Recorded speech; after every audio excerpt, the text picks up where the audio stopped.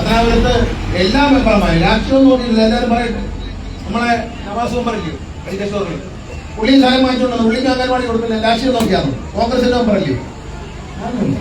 അത് മെമ്പർക്കല്ല, അത് ജനങ്ങൾക്കാണ്. രാഷ്ട്രീയം അതിലൂടെ പ്രശ്നം നമ്മുടെ മൊത്തത്തിലുള്ള വളർച്ചയാണ്. താഴെ തട്ട് മുതൽ അങ്ങ് മോള് വരെ പത്തനാപുരം ടൗണിൽ അതിമനോഹരമായ ഒരു ഷോപ്പിംഗ് മാൾ ഉണ്ടായി. എന്താ കാരണം?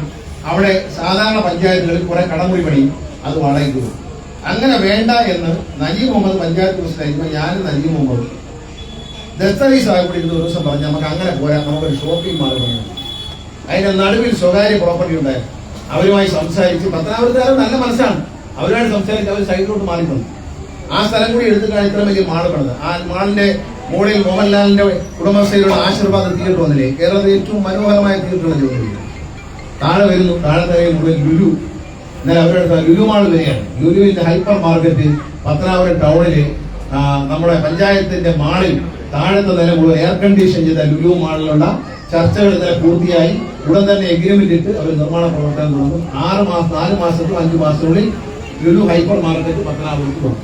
അപ്പോൾ ചില്ലറ കൊണ്ട് നടന്നൂടെ എന്നൊരു ചോദ്യം. ചില്ലറ ഇല്ല എന്ന് പറയുമ്പോൾ, സാറേ ചില്ലറ ഇല്ലെന്ന് കണ്ടുകൊണ്ട് പറയുമ്പോൾ ഒരു ജാഗ്രത നമുക്ക്